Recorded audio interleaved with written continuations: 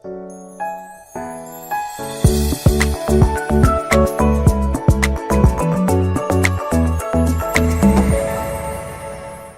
मी संपदा. UCN विशेषमध्ये तुम्हा सगळ्यांचं खूप मनापासून स्वागत करते. नुकतेच 10वी आणि 12वीचे रिझल्ट झालेले आहेत. तेव्हा पुढे काय, करिअर कसं असणार आपल्या मुलांचं, ही काळजी प्रत्येक आईवडिलांना असते. आणि त्यातून जर का आपले विद्यार्थी ही मुलगी असेल मग तर आणखीन जास्त काळजी असते. कितीही आपण पुढारलेले विचार असले आपले, कितीही आपण ओपन माइंडेड म्हणत असलो तरी मनात एक काळजी असते की मुलीचं करिअर खूप छान घवघवीत यश तिला मिळावं असं असावं. पण त्याचबरोबर ती मुलगी आहे म्हणून तिची एक वेगळी काळजी असते. असाच काहीसा विचार एका महानुभावाच्या मनात आला आणि एक संस्था उभारण्यात आली, फक्त आणि विशेषतः मुलींकरता किंवा स्त्रियांकरता. संस्था होती महर्षी कर्वे स्त्री शिक्षण संस्था. आणि ह्या संस्थेअंतर्गत Cummins college of engineering for women ह्या संस्थेविषयी जाणून घेण्याकरता आणि ह्या संस्थेमार्फत मुलींना शिक्षणाच्या ज्या संधी दिल्या जातात त्याचकरता आज आपण आपल्या स्टुडिओमध्ये इन्व्हाइट केलं आहे डॉक्टर मिलिंद खानापूरकर सर, जे की प्रिन्सिपल आहेत Cummins college of engineering for women नागपूरचे. सर नमस्कार आणि खूप मनापासून स्वागत आहे. आणि जसं मी सुरुवातीला म्हटलं की जवळपास 125 वर्ष झालेली आहेत तुमच्या संस्थेला. तर सगळ्यात आधी तुमच्या संस्थेविषयी आम्हाला जाणून घेण्याची उत्सुकता आहे, कारण नाव सगळ्यांना माहिती आहे संस्थेचं जवळपास, आणि खास ज्यांच्याकडे मुली आहेत घरात अशा सगळ्या फॅमिलीजला तर आहेत अवजात. पण कशी सुरुवात झाली या संस्थेची? आज 125 वर्षापेक्षा जास्त वर्ष झाली आहेत. तर ही सगळी वाटचाल तुमच्याकडनं जाणून घ्यायला आवडेल. निश्चितच. पण त्याआधी मी सर्वात पहिले तर UCN टीमचे धन्यवाद देतो की त्यांनी आम्हाला या कार्यक्रमाच्या माध्यमातून UCN जो आपला प्रेक्षक परिवार आहे त्याच्यापर्यंत पोहोचण्याची एक संधी दिली. तर त्यासाठी तुम्हाला सर्वांना धन्यवाद. तर सर्वप्रथम जसं तुम्ही सांगितलं की सध्या 10वी आणि 12वीचे रिझल्ट्स लागले आहेत, CETचा रिझल्ट लागण्यात आहे. तर जे विद्यार्थी 12वीला पास झालेले आहेत आपल्या चांगल्या मार्कांसहित, त्यांनी चांगली मेहनत केलेली आहे. आणि आजकाल तुम्हाला माहीत आहे की 12वीचा जो अभ्यासक्रम आहे तो 8वीपासूनच चालू करतात लोक, आणि एक 4-5 वर्षाची मेहनत राहते. तर जे काही विद्यार्थी चांगल्या मार्कांनी, आणि सर्वच विद्यार्थी चांगल्या मार्कांनी पास झालेले आहेत, त्या सर्व विद्यार्थ्यांचं मनस्वी मी अभिनंदन करतो आमच्या पूर्ण महर्षी कर्वे स्त्री शिक्षण परिवारातर्फे.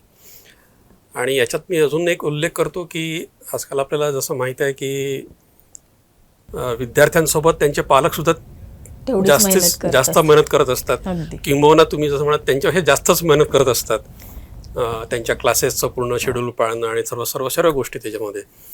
तर त्यांचंसुद्धा ते सुद्धा अभिनंदनास पात्र आहेत.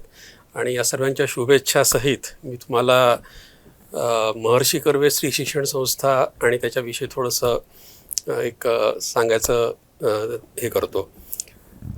14 जून आमचा स्थापना दिवस, आणि आमचे संस्थापक सदस्य ज्यांना भारत सरकारने भारतरत्न देऊन गौरवान्वित केलेलं आहे असे भारतरत्न महर्षी धोंडो केशव कर्वे यांनी ही संस्था जवळपास 125 वर्षापूर्वी पुण्याजवळ, म्हणजे आता तो भाग पुण्याचाच आहे पण त्यावेळेला पुण्याच्या बाजूला हिंगणे नावाचा परिसर होता, तिथे 125 वर्षापूर्वी सुरू केली.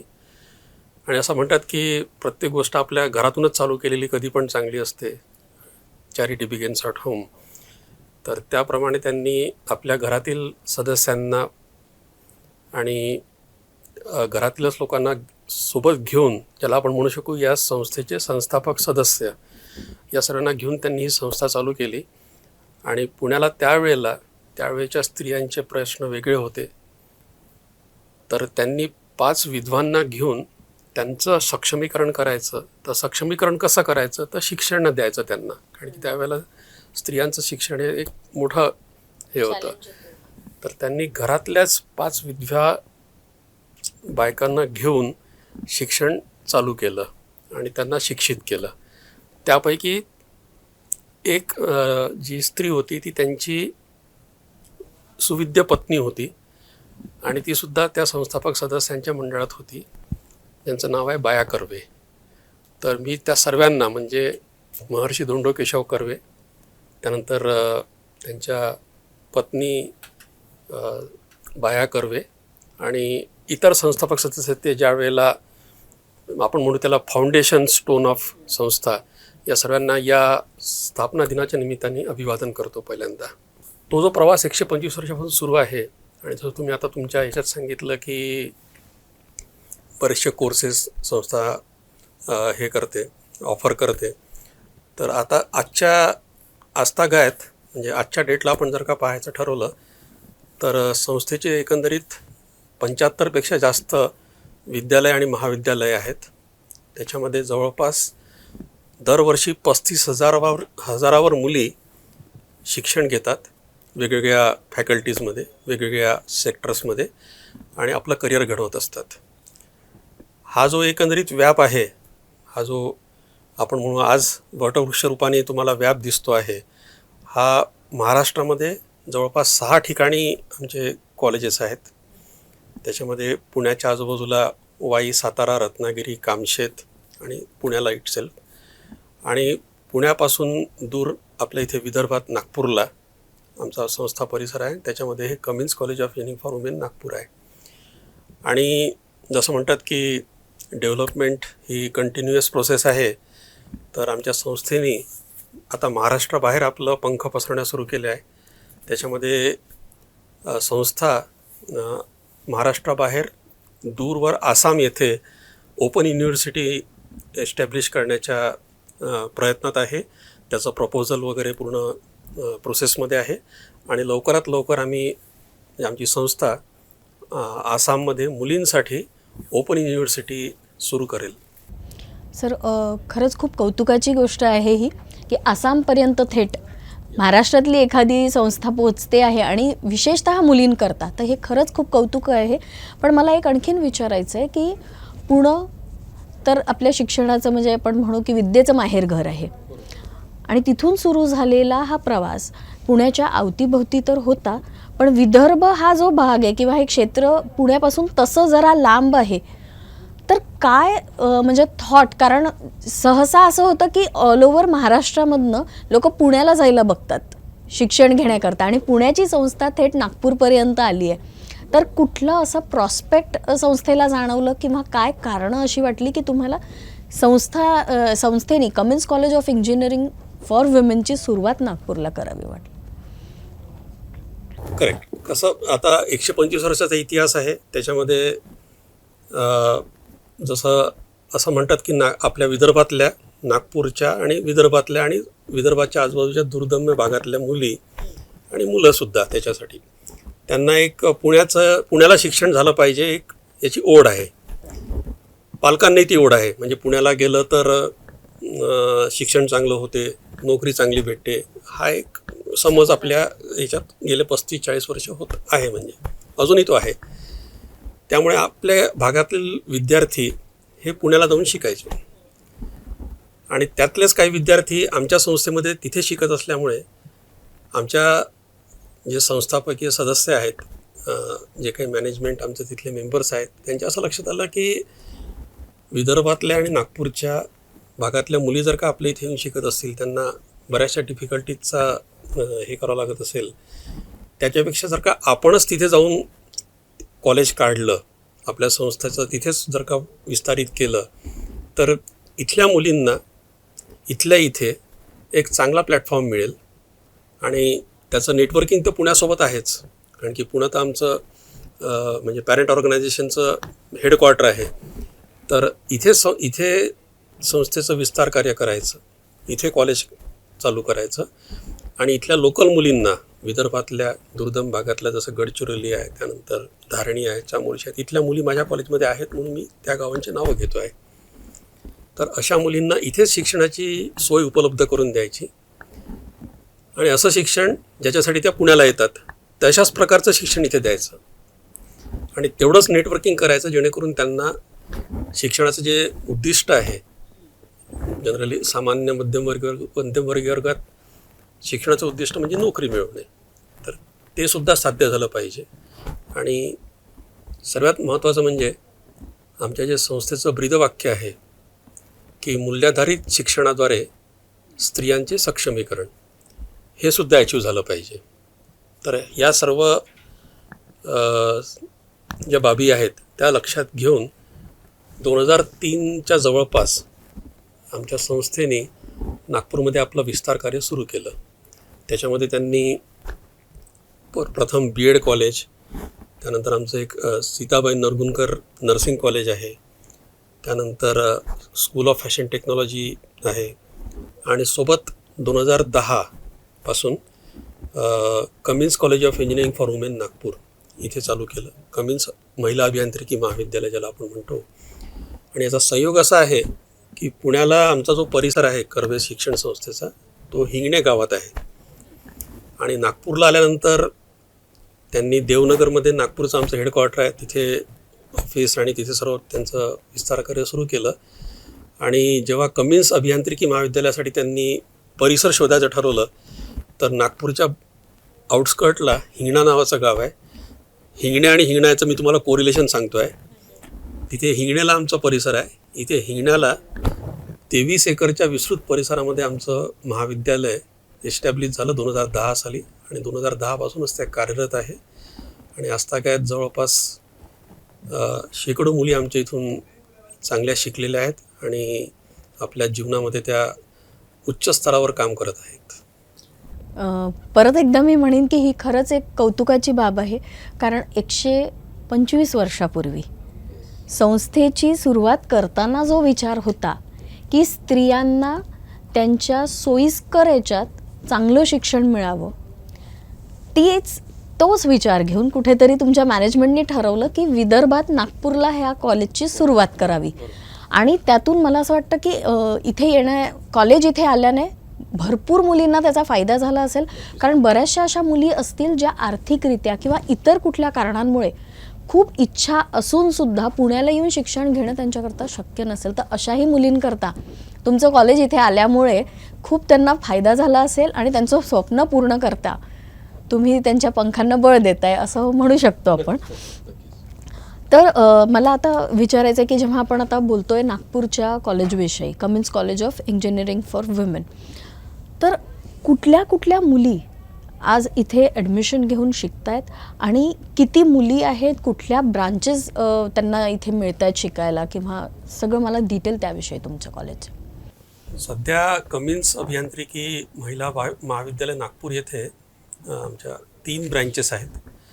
आम्ही 3 अंडर ग्रॅज्युएट कोर्सेस चालवतो.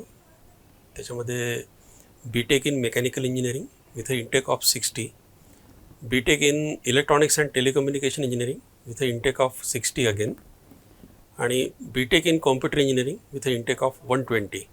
तर आमच्या महाविद्यालयाचं टोटल इंटेक 240 आहे. 3 ब्रँचेस आम्ही करतो.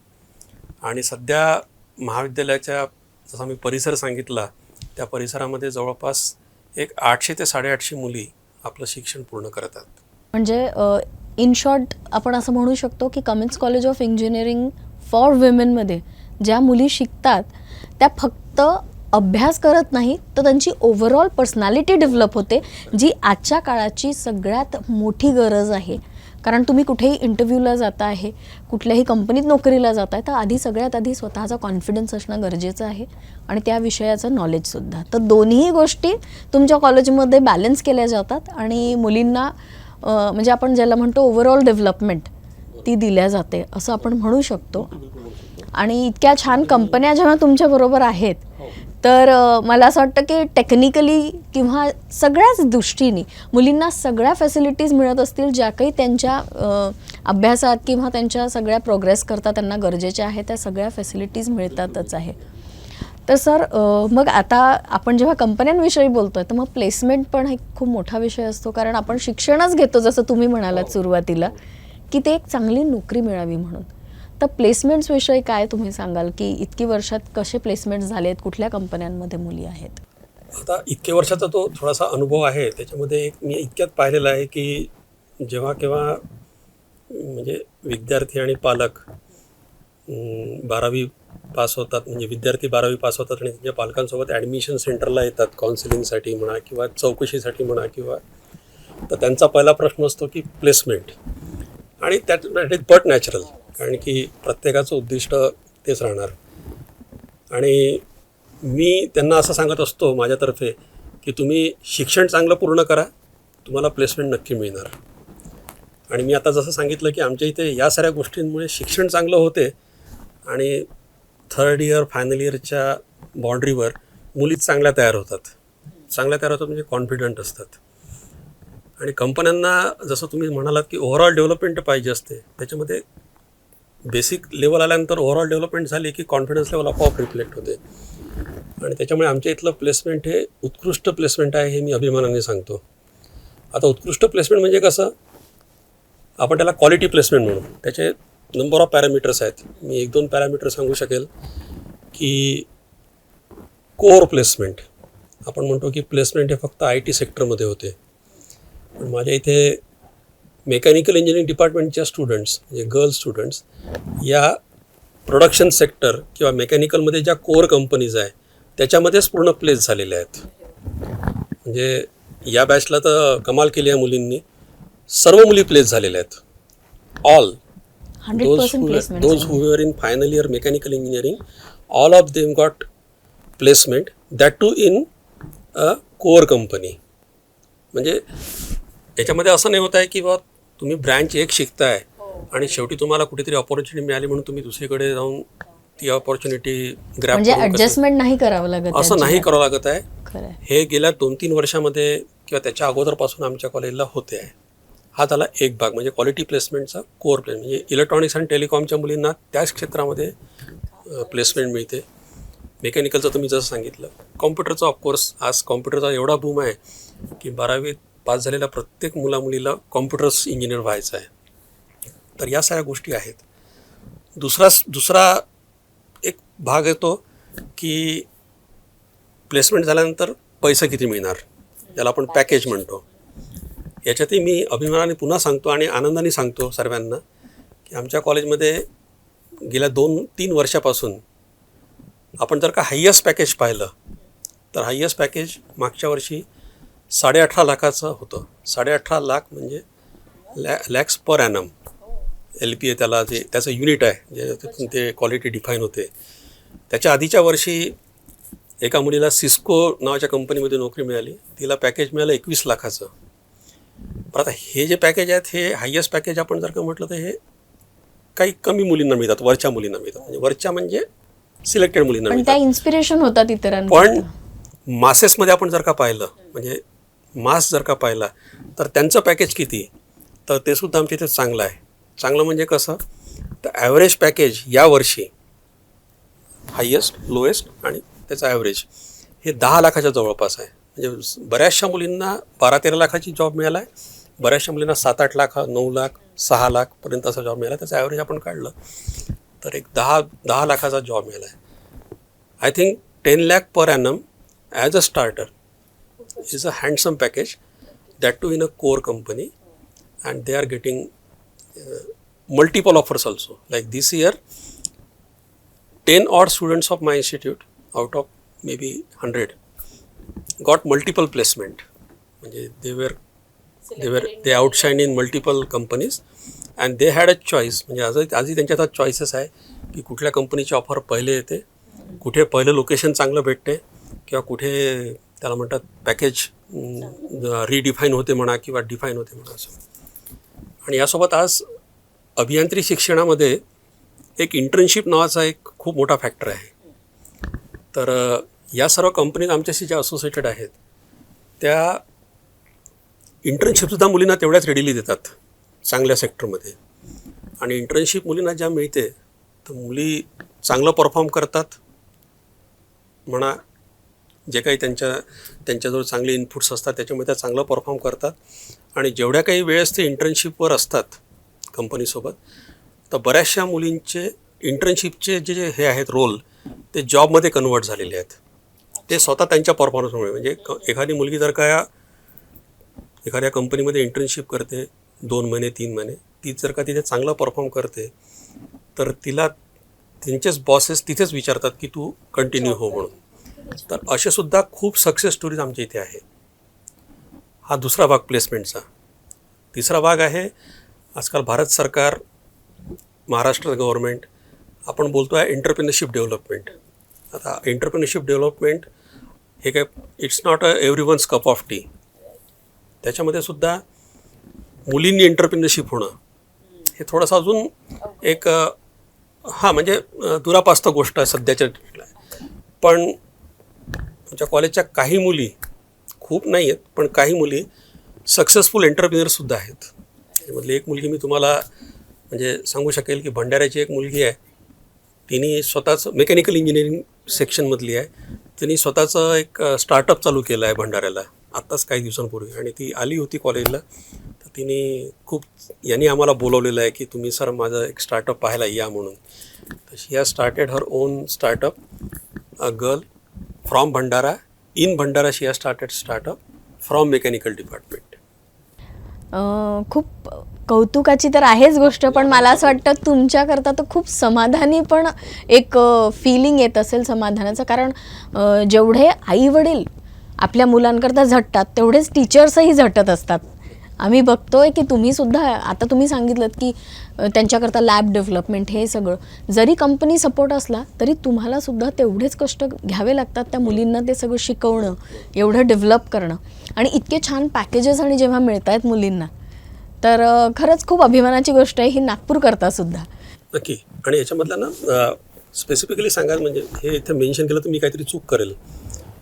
तुम्हाला मी जसं पहिले सांगितलं की इथल्या बऱ्याचशा मुली या दुर्गम भागातल्या आहेत. म्हणजे जसं मी सांगितलं माझ्या इथल्या बऱ्याचशा मुली धारणी म्हणजे चिखलदऱ्याच्या पलीकडे धारणी भाग जो आहे किंवा गडचिरोली किंवा इथल्या आहेत. आणि इथल्या मुली जेव्हा इथे शिकायला येतात तेव्हा they are very raw material म्हणजे आपण ज्याला म्हणू रॉ स्टेजला असतात.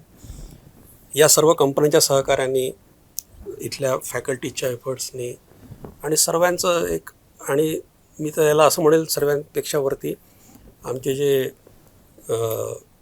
संस्थापक आहेत धोंडो केशव कर्वेजी, ज्यांना आम्ही अण्णा म्हणतो, त्या अण्णांच्या आशीर्वादामुळे हे सर्व खूप व्यवस्थित होते.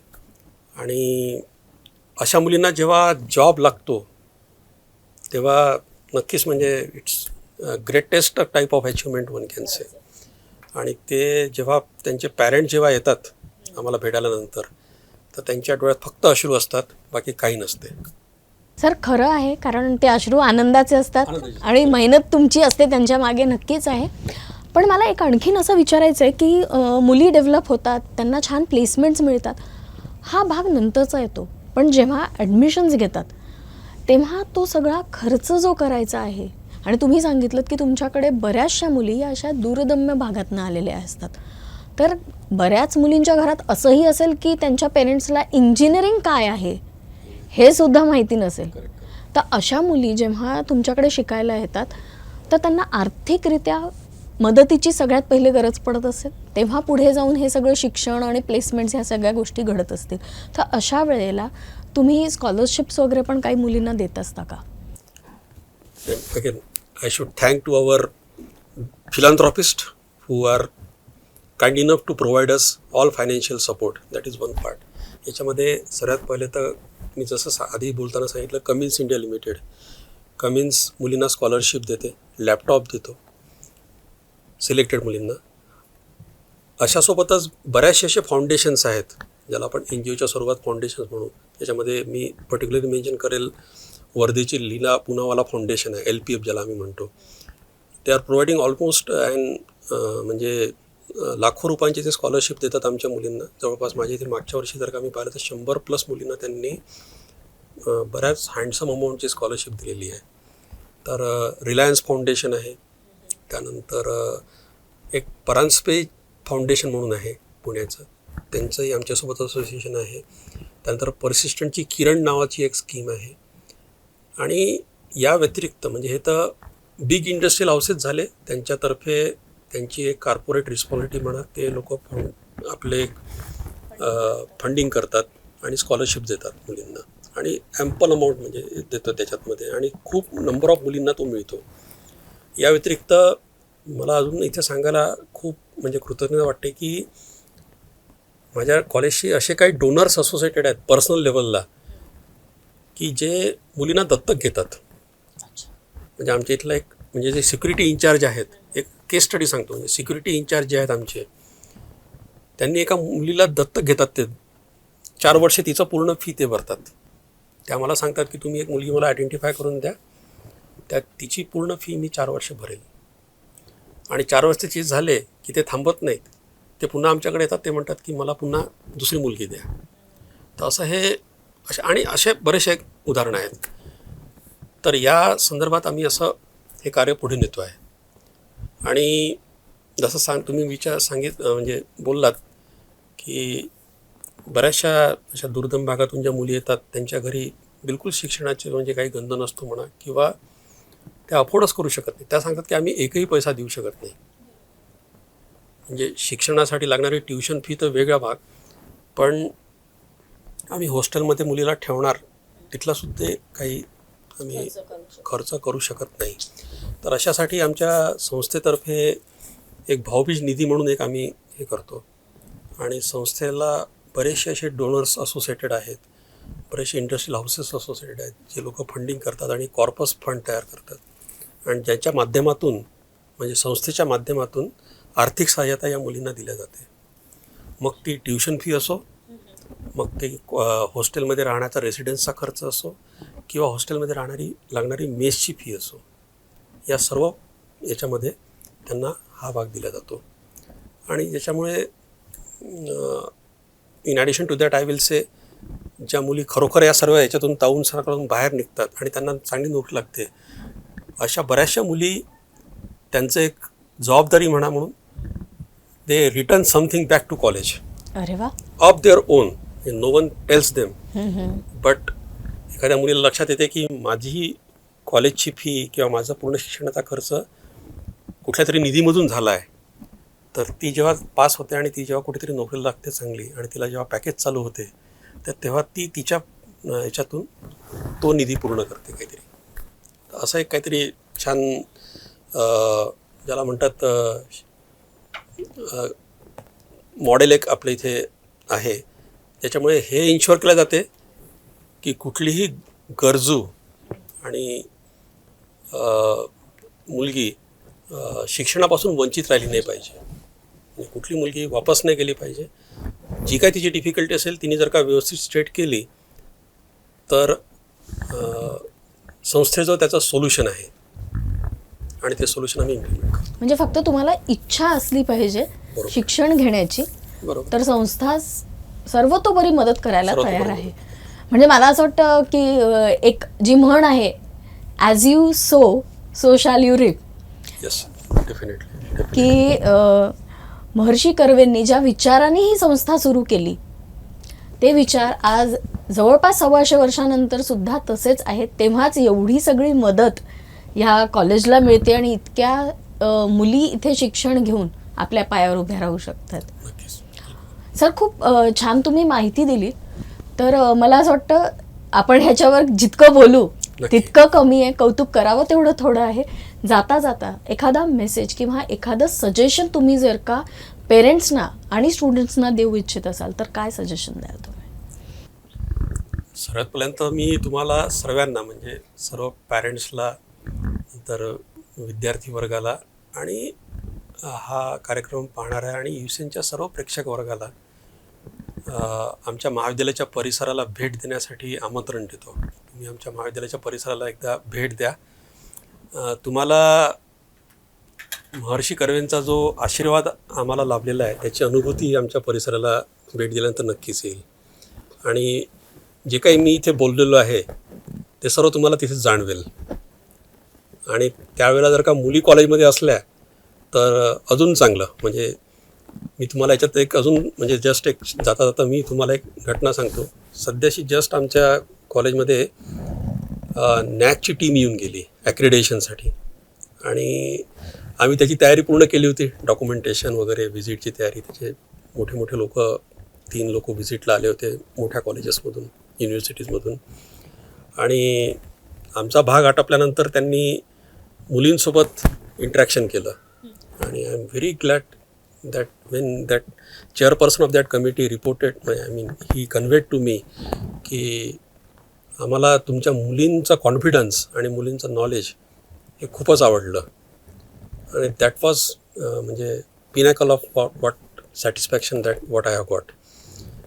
ग्रेड तर मिळेल कुठली तरी, आता त्या नॅकचा रिझल्ट यायचा आहे आणि तो येत्या आठवड्यात अपेक्षित आहे, तो मिळेल. त्याच्यामध्ये प्लस मायनस काहीतरी जे व्हायचं ते होईल क्वांटिटेटिव्हली, म्हणजे ऑन नंबर बेसिस.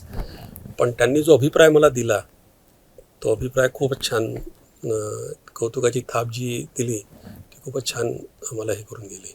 तर मी सर्वांना पुन्हा एकदा आमंत्रित करतो आमच्या परिसराला भेट देण्यासाठी. तुम्ही ॲडमिशनच्या प्रोसेसमध्ये असाल नसाल तरी परिसराला भेट द्या. आणि दुसरी गोष्ट, सध्याशी आपण राष्ट्रबांधणीच्या पुनर्बांधणीच्या प्रोसेसमधून जात आहोत. आपल्या ऑनरेबल प्राईम मिनिस्टर नरेंद्र मोदीजींनी एक आपल्याला कॉल दिला आहे, इंडिया विकसित भारत 2047. तर आता जे विद्यार्थी 12वी पास होतात आहे किंवा या स्टेजला आहेत, 10वी म्हणा किंवा त्याच्यात थोडंसं, हे लोक त्यावेळेला विकसित भारतचं एक मेन पिलर राहणार आहेत. तर माझी अशी सर्वांना अपील आहे की त्यांनी कुठेतरी मूल्याधारित शिक्षण आणि त्याचा एक कुठेतरी बेस घेऊन तत्वाशी तडजोड न करता समोर जावं आणि आपल्या खारीचा वाटा विकसित भारत 2047 साली द्यावा. सर, जितकी छान माहिती तुम्ही दिली तेवढा सुंदर असा संदेशही दिला.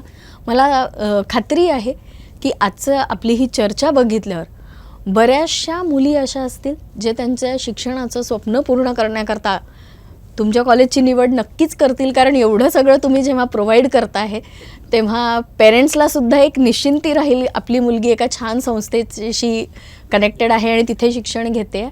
आणि त्याचबरोबर इतर फॅमिलीज म्हणा किंवा असे जे लोक असतील ज्यांना कुठे ना कुठे आपल्या सोसायटी डेव्हलपमेंटमध्ये कॉन्ट्रीब्यूट करायचं असते, ते सुद्धा विचार करतील. कारण जसं तुम्ही सांगितलं, मुलींच्या शिक्षणात फक्त फीजची नाही तर इतर भरपूर त्यांच्या गरजा आहेत, ज्या पुरवल्या गेल्या तर एक सक्षम सशक्त भारत होण्यापासून कुणीच थांबवू शकणार नाही.